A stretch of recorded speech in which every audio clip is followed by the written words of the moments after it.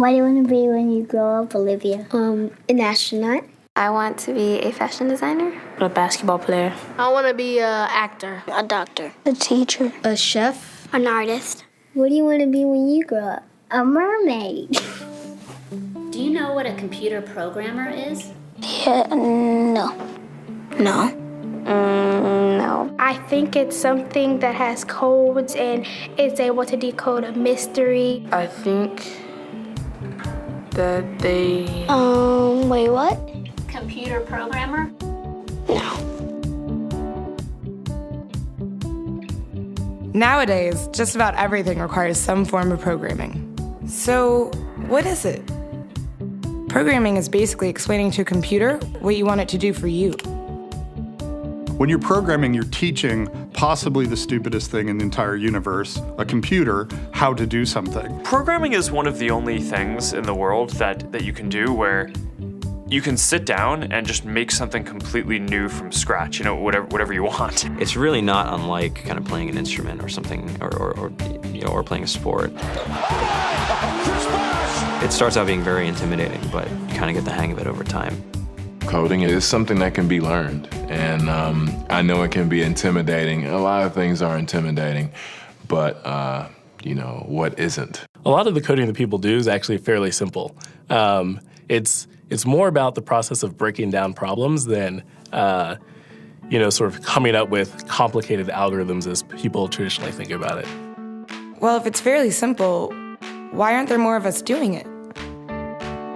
Over the next 10 years, there will be 1.4 million jobs in computer science, and only about 400,000 grads qualified for those jobs. That's a shortage of 1 million people. So, how do you start?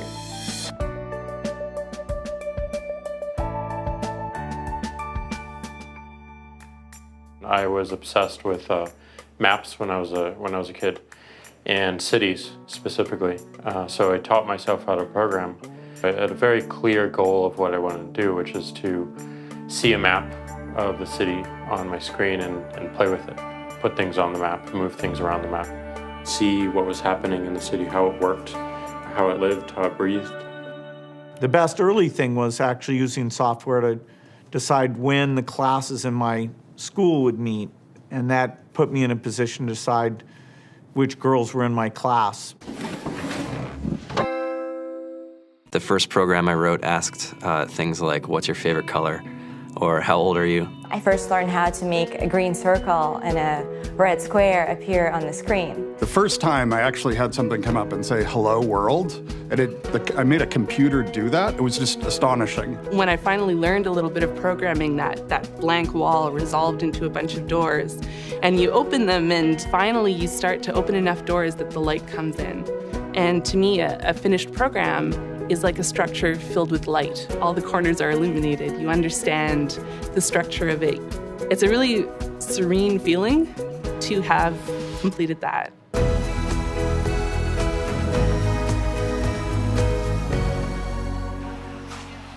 It took me some time to realize that creating things with your hands or creating code, creating programs, is just a different way to express creativity.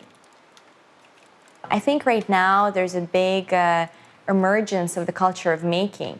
People who make their own scarves and hats, people who write their own apps. Now it's just limited by your imagination and sort of what kinds of ideas what kind of understanding can you build into the computer so that it can do these things that were previously impossible.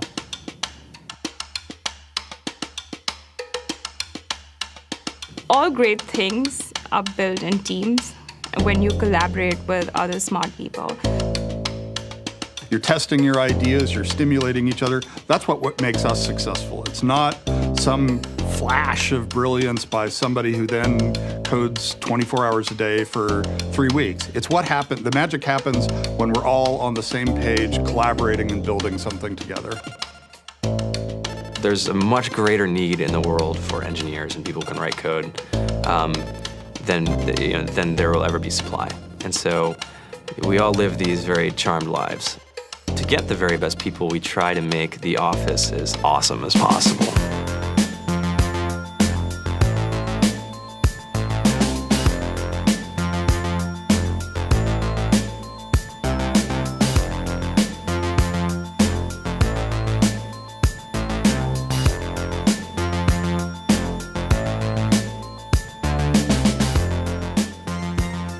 have a fantastic chef, Free food, breakfast, lunch, and dinner.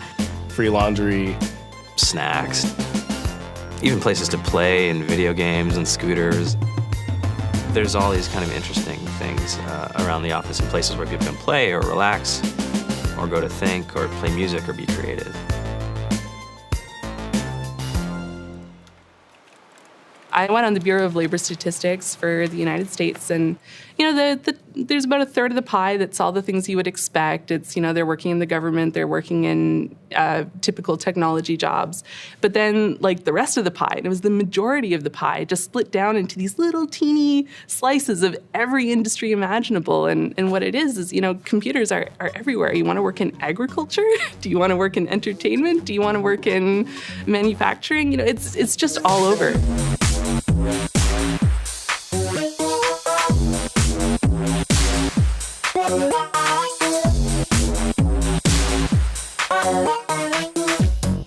Here we are, 2013.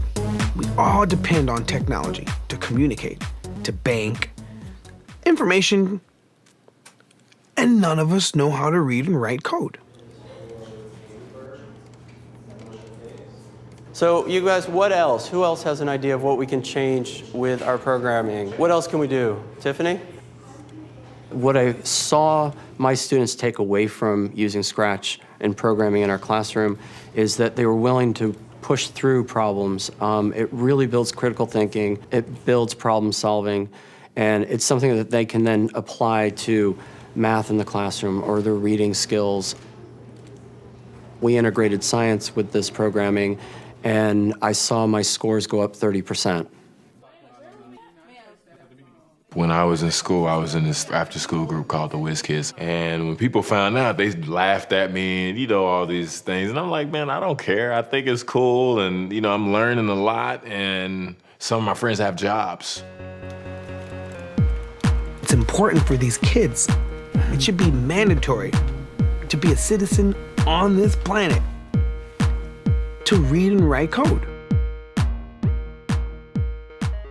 I just think you have to start small, right? And I think that's one of the biggest misconceptions about computer science and programming overall is that you have to learn this big body of information before you can do anything. You don't have to be a genius to know how to code. You need to be determined. Addition, subtraction, that's about it. You should probably know your multiplication tables.